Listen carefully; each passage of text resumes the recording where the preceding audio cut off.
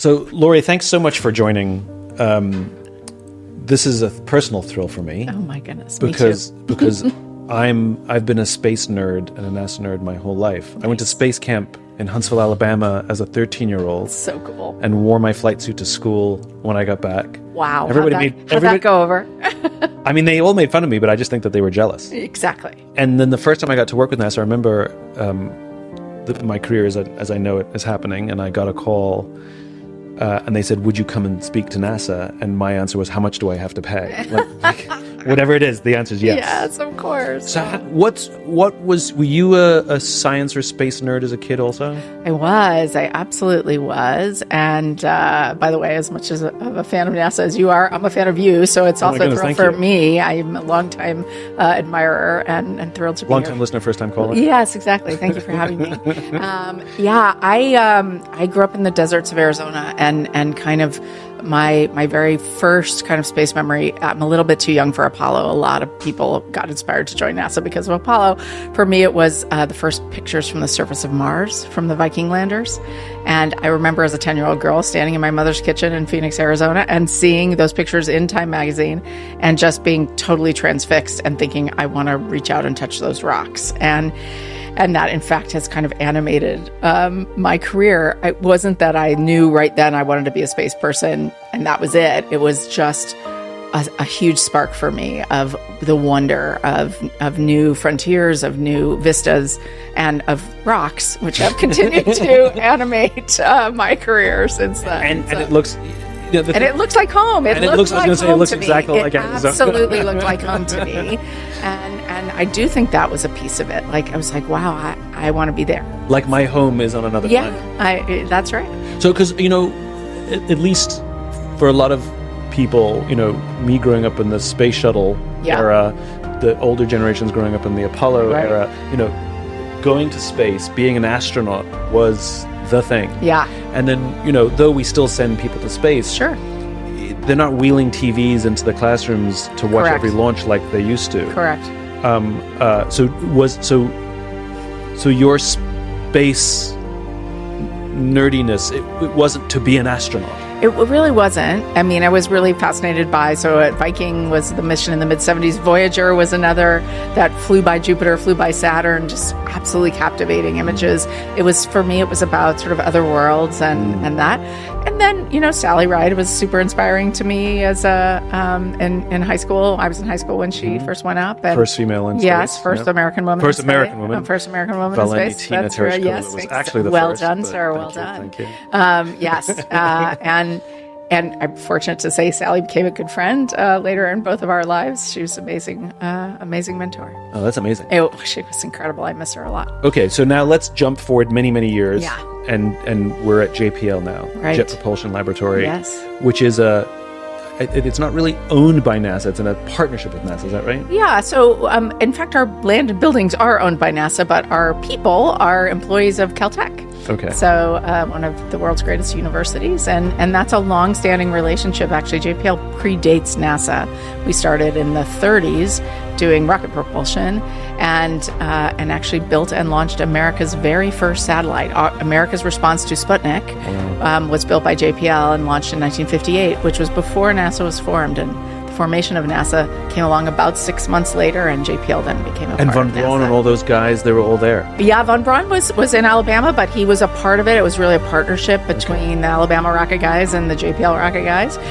And there, by the way, were lots of women around then too. The women computers were calculating the trajectories of all these rockets. So what is the relationship for those, what is the relationship between NASA's mission, JPL's mission? Sure. And So the way NASA operates is it's a government agency, and it has government installations. So everybody knows Houston, Johnson Space Center, Houston, we have a problem, or that we launch from Kennedy Space Center in Florida. Those are government owned, and the employees are government employees.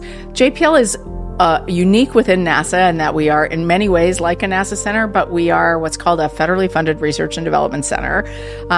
We are not directly government employees. So it's a little bit of a both and kind of relationship with NASA. Do people who work there think of themselves as NASA folks? We or do. JPL We folks? think of ourselves as part of the NASA family, Okay. and we're proud that we're a little bit different, that we can maybe do some things a little bit differently. We can lean forward a little bit more on things like innovation and technology, and the way we're able to partner with the world. And so that's a capability that NASA has taken advantage of over the years. So let's get into the thick of it now. Okay. The question is like, is NASA itself, is the NASA mission as popular as it used to be? Because, I mean, are kids dreaming, kids are dreaming of being influencers, are kids dreaming of being astronauts and scientists and, rocket scientists again?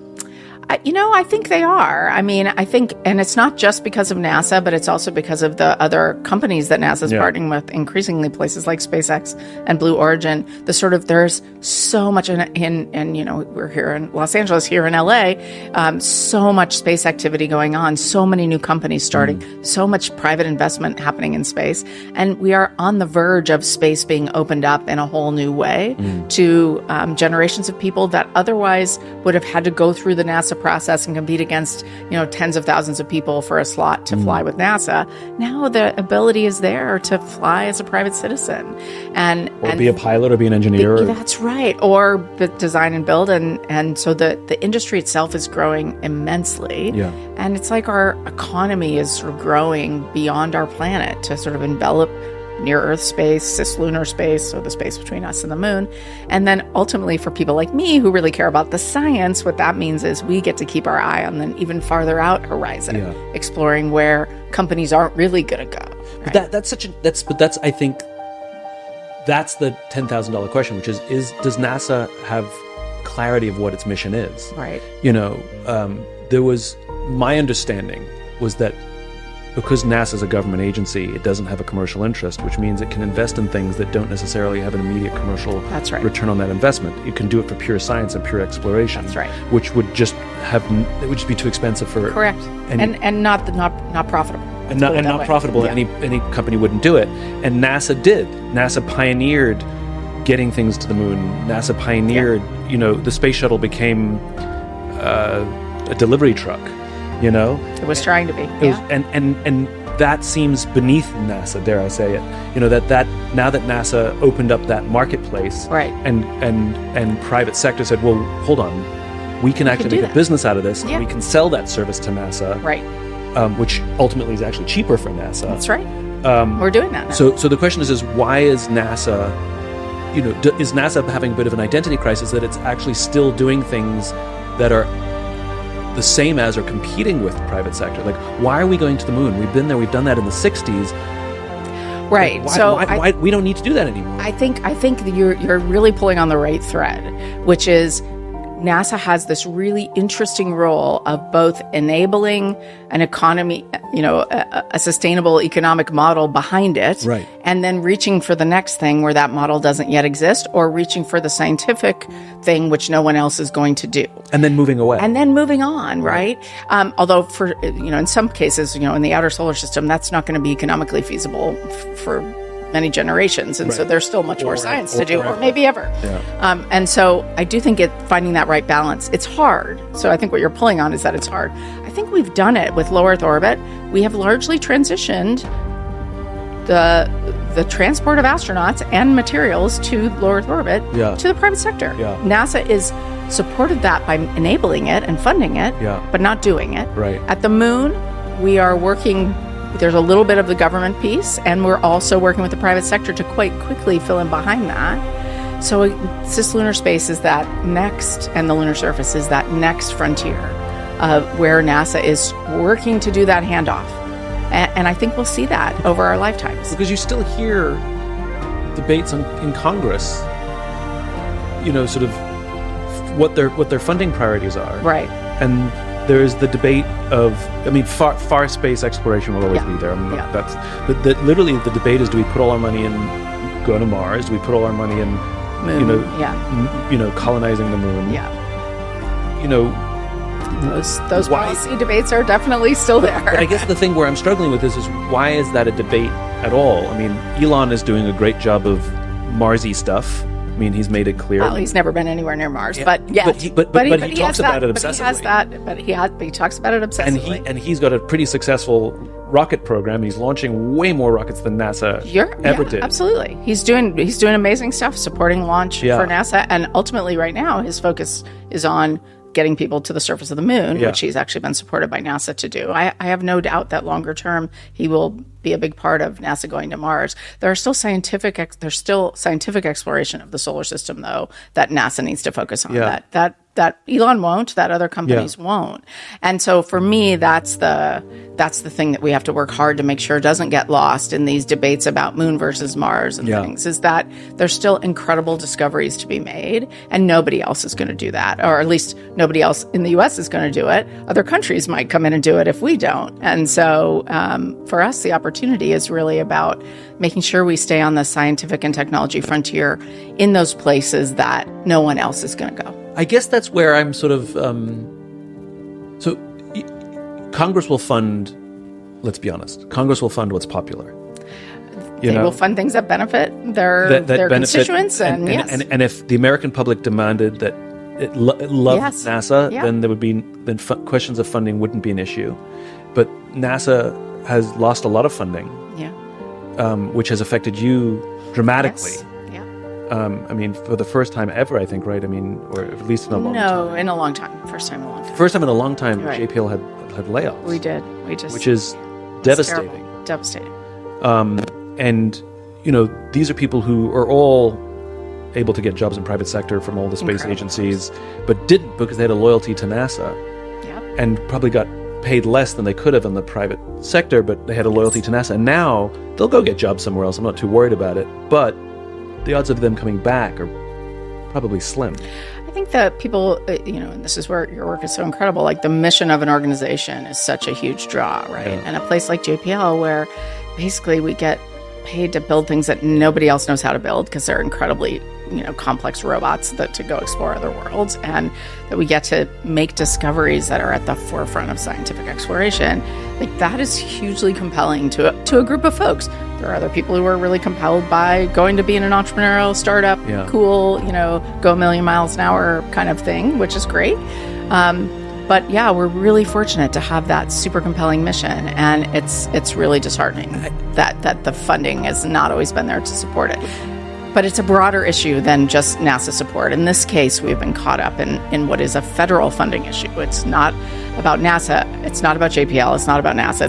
It's about the full federal budget environment. Yeah. It's so,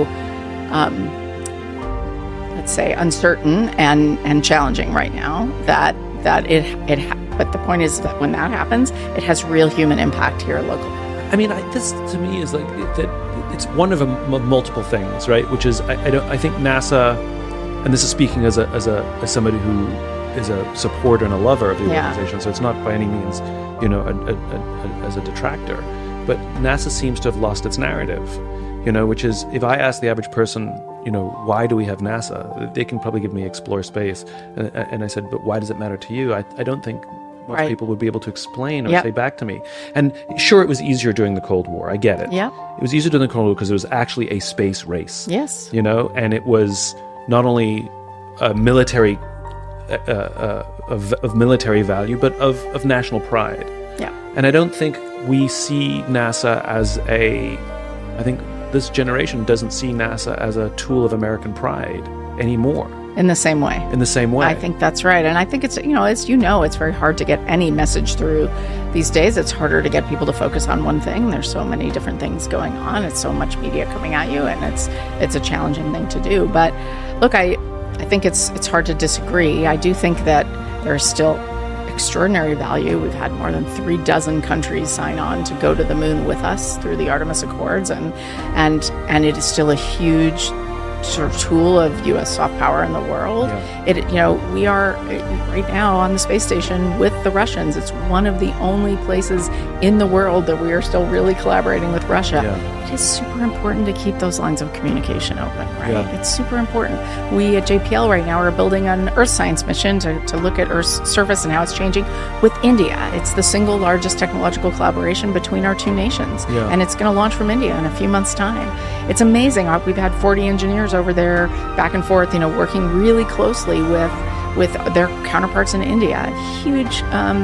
Huge partnership for our nation, and NASA's at the heart of it. So I think there are many examples. I think those things are pretty easily lost right now in broader conversation. There's no broader narrative that encapsulates all of that. Right. I mean, again, I go back to sort of like Star Trek, which is, one of the things that exemplifies American, influence and innovation is that though now other nations are coming with us to the moon, and other nations are coming with us, and other nations are launching satellites, et cetera, it's only American satellites that have gone to the edges of the universe. The edges of the solar system, beyond our solar system.